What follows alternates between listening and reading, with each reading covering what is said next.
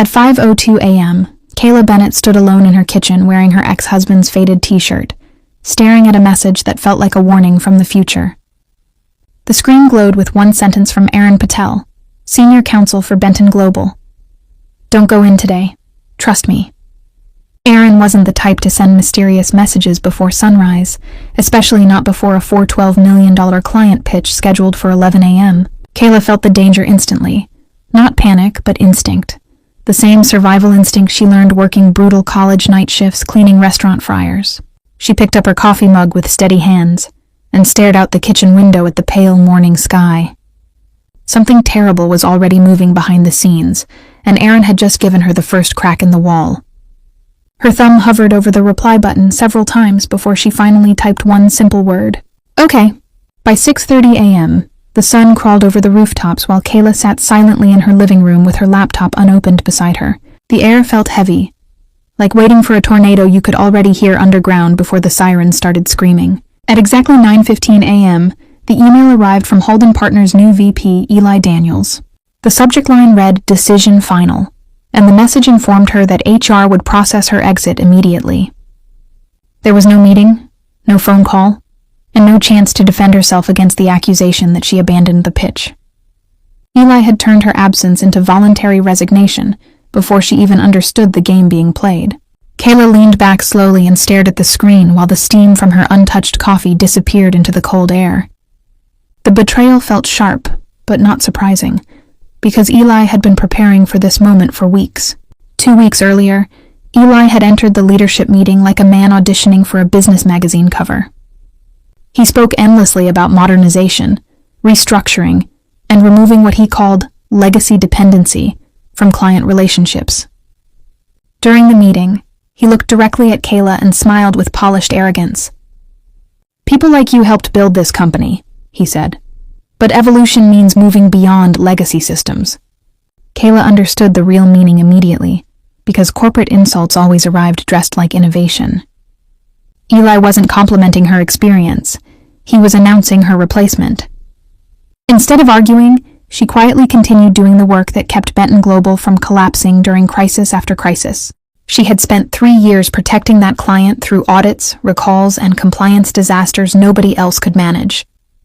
After receiving the termination email, Kayla walked calmly to her office and opened a fireproof drawer beneath her desk. Inside sat the original Benton Global master contract she negotiated years earlier during a near-catastrophic financial crisis. Hidden inside the contract was a small clause most executives would never notice buried under legal language. It was labeled Key Person Dependency, and directly beneath it appeared one name, Kayla M. Bennett. The clause stated that removing her from the account would place the agreement in breach immediately. She folded the contract carefully and slipped it into her bag without saying a word to anyone. HR processed her termination inside a tiny beige conference room that smelled like recycled air and fear. A nervous junior representative slid separation papers toward her without ever fully meeting her eyes. He described her firing as voluntary non-participation because she had missed the client presentation. Kayla nearly laughed at how corporations renamed betrayal until it sounded administrative instead of cruel. She signed every page calmly while the HR representative visibly relaxed in his chair. He looked relieved that she wasn't screaming, crying, or threatening lawsuits across the conference table. Before leaving, Kayla opened her personal email and sent herself a PDF copy of the original contract. The subject line read, "In case of fire, break glass." She shut down her company laptop for the last time and left it sitting quietly on her desk. No emotional speech, no dramatic exit. Only the silence of someone walking away before the building exploded. Across town, Eli Daniels entered Benton Global's executive boardroom carrying the confidence of a man who believed he had already won. His expensive suit, rehearsed smile, and polished buzzwords arrived several minutes before reality did. The room, however, felt cold enough to crack stone. CEO Rhonda Pierce sat silently at the center of the table while Aaron Patel watched Eli with unreadable eyes. Eli launched into his presentation with motivational slides and corporate phrases stolen from leadership podcasts. Every strategy, roadmap, and retention model on the screen had originally been built by Kayla. He presented her work confidently, while carefully erasing every trace of her name from the material. To Eli, Relationships were replaceable systems instead of trust built during years of chaos and pressure. 12 minutes into the meeting, nobody in the room had smiled once. The silence felt less like attention and more like a jury preparing a verdict. Finally, Rhonda folded her hands together and asked one simple question. "What is your continuity plan now that Kayla Bennett is gone?" Eli smiled quickly and claimed the account responsibilities had been fully integrated across the strategy pod. Even his own analysts looked uncomfortable hearing the sentence out loud. Aaron Patel tilted his head slightly and asked who specifically now handled the legal and compliance protocols Kayla managed. Eli stumbled through vague answers filled with phrases like distributed oversight and team integration. The room grew painfully quiet as executives exchanged slow glances across the polished table. Everyone there understood the dangerous difference between documentation and experience. Rhonda reminded Eli that Kayla had personally guided Benton Global through 3 major corporate disasters. "She didn't rely on slides," Rhonda said quietly. "She relied on understanding us." Eli attempted to redirect the conversation back toward operational efficiencies and restructuring models. But the room had already shifted, and he no longer controlled the meeting. Aaron finally opened a thin folder and slowly rotated it across the table toward Eli. Inside sat the original contract with one paragraph highlighted bright yellow. Eli leaned forward as Aaron tapped the clause with one finger. "This," Aaron said calmly, "is your problem." The words "key person dependency" sat clearly above Kayla's name in bold print.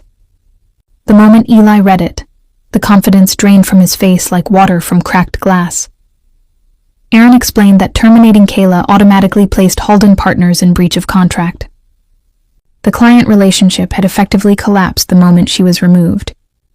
Eli tried blaming internal audits, documentation failures, and communication gaps inside the company. Aaron responded with brutal simplicity. "You should have checked." Rhonda stood slowly from her chair while Eli searched desperately for a loophole that didn't exist. "Kayla wasn't legacy," Aaron added quietly. "She was the contract." Nobody in the room defended Eli because everyone now understood the scale of his mistake. He hadn't simply fired an employee. He had destroyed the foundation holding the entire partnership together. Benton Global formally announced they would reconsider the agreement unless Kayla returned as lead authority. Aaron made one final thing painfully clear. She would not return beneath Eli's leadership. By late afternoon, Kayla's phone filled with calls, voicemails, and carefully worded corporate apologies. Suddenly, the same people who erased her value wanted to reintegrate her leadership. Halden offered her a bigger title, higher salary, and promises of increased autonomy. But Kayla understood desperation when she heard it hidden beneath professional language. During a phone call with company legal counsel, Kayla listened quietly while they begged for another chance. Then she answered with calm finality, "That contract listed me as key person, not your puppet." 10 minutes later, Aaron Patel called personally on behalf of Benton Global. This time the conversation wasn't about fixing damage. It was about building something new. Rhonda offered Kayla an independent consulting partnership with full authority over the account. No middle management, no corporate interference, and complete operational control. Kayla stood by her window watching the evening sun disappear behind the city skyline while considering the offer. For the first time in years, the decision belonged entirely to her. The following morning, she entered Benton Global headquarters carrying a leather folio embossed with her own company logo. Bennett's Strategic Advisory finally existed outside her imagination.